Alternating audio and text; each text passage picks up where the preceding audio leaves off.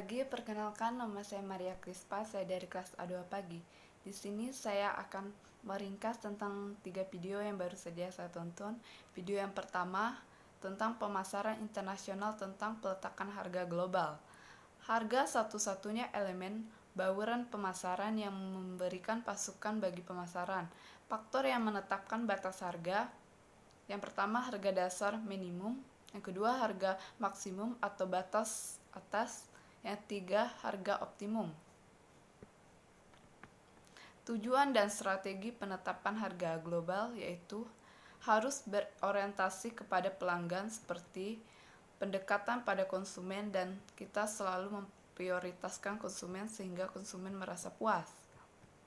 Strategi berorientasi kepada pelanggan, marketing scheming, marketing pricing, marketing holding. Kebijakan penetapan harga global. Kebijakan penetapan harga global extension atau exponentrik. Dalam kebijakan ini, harga suatu produk akan sama seluruh dunia dan eksporter menggunakan biaya pengiriman dan biaya impor. Kebijakan menetapkan harga polisentrik. Jadi, dalam kebijakan ini perusahaan memberikan wewenang kepada manajer kantor cabang untuk menentukan sendiri tingkat harga yang cocok. Kebijakan penetapan harga investment Q-centric. Jadi, dalam pendekatan ini perusahaan ini tidak menetapkan suatu harga untuk melakukan di seluruh dunia dan juga tidak menyerahkan keputusan penetapan harga kepada cabang perusahaan, namun justru mengambil posisi di antara kedua. Video yang kedua, pemasaran internasional. Pemasaran internasional adalah kegiatan yang dirancang untuk merencanakan, menetapkan harga, mempromosikan dan mengarahkan aliran barang perusahaan dan layanan kepada konsumen, atau menggunakan di lebih dari satu negara untuk dapat keuntungan. Tujuan pemasaran internasional adalah memenuhi untuk memproduksi suatu produk, barang, dan jasa dan mengidentifikasikan permintaan yang asing atau potensial dan ruang lingkup kontrol internasional atau penjualan barang dan jasa. Kemudian lingkungan yang mempengaruhi pasar internasional yaitu demograf, budaya, politik, teknologi, alat, dan komunikasi. Manajemen pemasaran internasional agar mencapai target pemasar. 1. Menentukan rumus strategi yang akan digunakan. Mengetahui keadaan lingkungan internasional, mempunyai tujuan yang jelas serta kebijakan, mempunyai sasaran pasar internasional yang akan diincar. Adanya program pemasaran, mempunyai organisasi pemasaran, mengevaluasi dan pengendalian. Strategi yang digunakan dalam pemasaran internasional. Ekspor yaitu penjualan barang keluar negeri. Lisensi yaitu strategi memperoleh perusahaan asing memproduksi barang-barang dengan produk dan barang merek milik Anda. Franchising yaitu perjanjian dengan pihak kedua dengan akan digunakan bisnisnya. Kontrak manufaktur yaitu perusahaan Anda diperoleh memproduksi barang untuk perusahaan lain. Produksi sesuai dengan spesifikasi perusahaan yang akan membeli produk Anda, yang akan Anda pasarkan sendiri. Ada demikian lingkungan dalam perdagangan internasional. Lingkungan internasional yang dinamis seperti perspektif global, rintangan perdagangan internasional. Beberapa negara tentu menerapkan kebijakan dalam negaranya untuk melindungi industri dalam negeri. Dalam produk perusahaan asing seperti menerapkan pajak yang tinggi, risiko fiskal, dan lain-lain. Negara yang menerapkan tersebut antara lain Jepang dan Prancis. Budaya, gaya manajemen, dan sistem dinamika bisnis.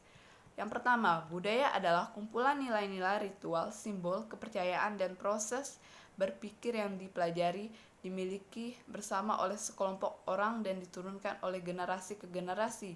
Budaya yang mencakup semua elemen sangat mempengaruhi gaya manajemen dan seluruh sistem bisnis. Yang kedua, perilaku perusahaan internasional tidak hanya perlu menghargai kultural yang berhubung dengan bisnis, mereka juga memahami asal-usul perbedaan tersebut.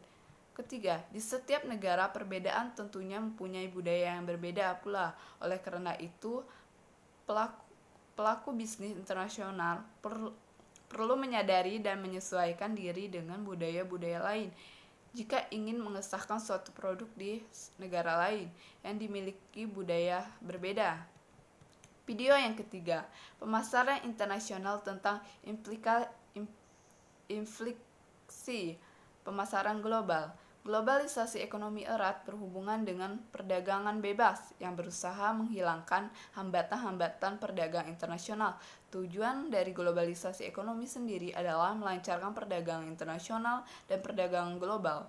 Bentuk nyata globalisasi ekonomi berkembang teknologi, ketergantungan pasar dan produksi, adanya interaksi kultural. Ada masalah bersama, inflasi.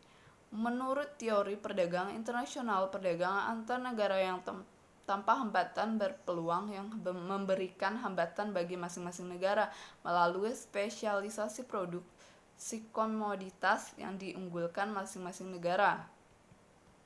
Adapun dampak positif mendorong pertumbuhan ekonomi pada negara berkembang, mendorong pertumbuhan ekonomi dunia secara keseluruhan melalui perubahan dan lokasi industri yang lebih efisien. Menurut angka tingkat kemiskinan di dunia, hal ini karena adanya peluang naiknya pendapat suatu negara dari perdagangan internasional dengan skala internasional.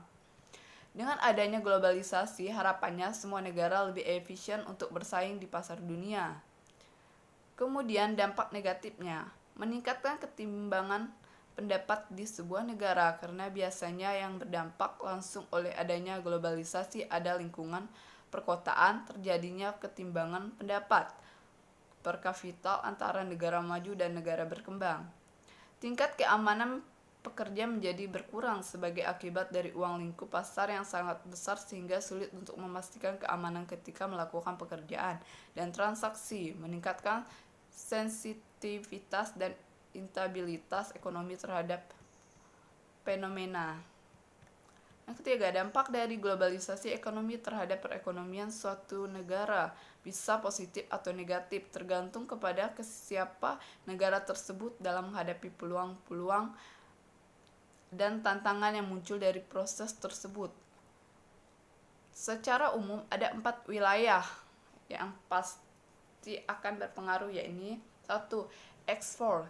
Dampak positifnya ekspor atau pasar dunia dari suatu negara akan meningkat, sedangkan efek negatif adalah kebalikannya. Jadi suatu negara akan kehilangan pasar dunia dan selanjutnya dampak negatif terhadap volume produksi dalam negeri dan pertumbuhan PDB serta meningkatkan jumlah pengangguran dan tingkat kemiskinan. Impor. Dampak ini dampak negatif, yaitu peningkat impor apabila tidak dapat dibandung karena daya saing yang rendah dari produk pembuatan dalam negeri, maka tidak mustahil pada suatu saat pasar sepenuhnya akan dikuasai oleh produk luar negeri. 3. Investasi. Dengan adanya sistem liberalisasi pasar uang dunia yang membuat batasnya arus modal antara negara juga sangat berpengaruh terhadap investasi itu. Pada suatu negara, jika daya saing investasinya rendah, dalam arti iklim investasi dalam negeri tidak kondusif dibandingkan di negara lain, mereka bukan hanya arus modal ke dalam negeri akan berkurang, tetapi modal investasi domestik akan lari dari negara tujuan, pada akhirnya akan membuat saldo neraca modal di dalam negeri tersebut menjadi negatif. Yang keempat, tenaga kerja. Dampak negatif ini membanjirnya tenaga ahli dari luar. Mungkin sekian ringkasan saya, terima kasih.